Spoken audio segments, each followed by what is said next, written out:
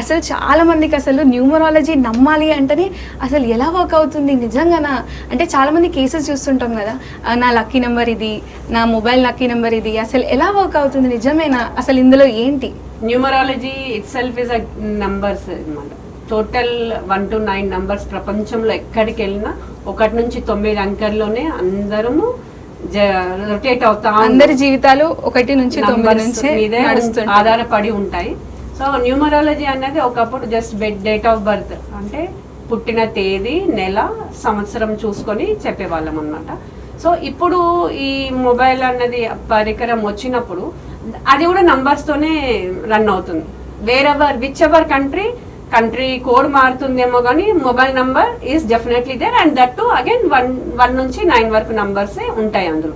So ప్రపంచంలో మీరు ఎక్కడ చూసుకున్నా కూడా ఈ నంబర్స్ అన్నది మనుషుల మీద ఎలా ఇంపాక్ట్ అవుతుంది అన్నదే మొబైల్ న్యూమరాలజీ.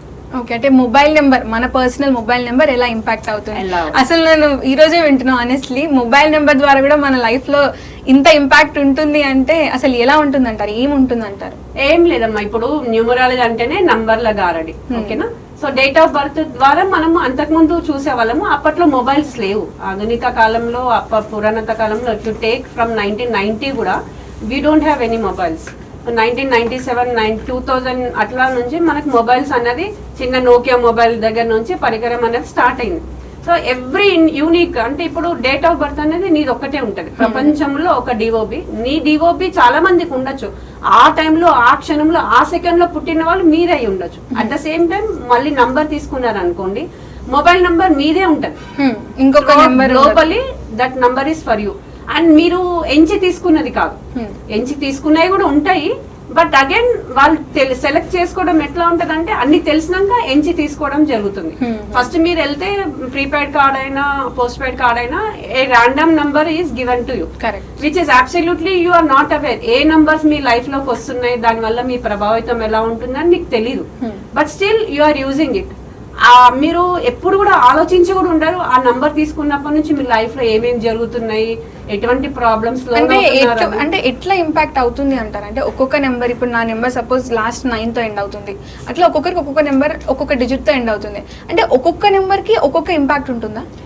ఒక్కొక్క నంబర్ కి ఒక్కొక్క ఇంపాక్ట్ అని ఉండదు. మొత్తం 9 నంబర్స్ కలయిక ఉంటుంది. ఇంటర్నల్ కాంబినేషన్స్ అని ఉంటాయి.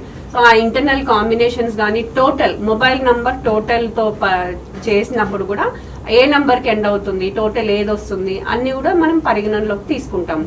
At the same time mobile number లో మల్టిపుల్ నంబర్స్ రిపీట్ అవడం వల్ల ఎటువంటి సంకేతాలు ఉంటాయి, ఎటువంటి ప్రాబ్లమ్స్ వాళ్ళు ఫేస్ చేస్తారు అన్న విషయాలు కూడా మనకు నంబర్ చూడగానే తెలిసిపోతుంది. బెనిఫిక్ నంబర్, న్యూట్రల్ నంబరా, అది లేకపోతే మెలిఫిక్ నంబరా అన్నది తెలిసిపోతుంది. మెలిఫిక్ నంబర్ అంటే అది యూజ్ చేయకూడని నంబర్స్ అనమాట.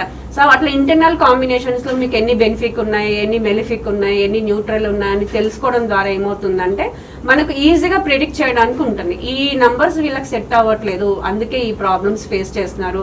సో నంబర్ ఒక్కొక్క నంబర్ కి ఒక్కొక్క సంకేతం ఉంటుంది. లైక్ 1, 2, 3, 4 అన్నిటికీ జూపిటర్, సన్, మాస్, నెప్ట్యూన్, శని, రాహు, కేతు అన్ని ఉంటాయి నంబర్స్ లో. సో ఆ ప్రభావితమైన ఆ సన్ వాళ్ళ మీద ఎంత ఇంపాక్ట్ ఉంటుంది అన్నది తెలుస్తుంది.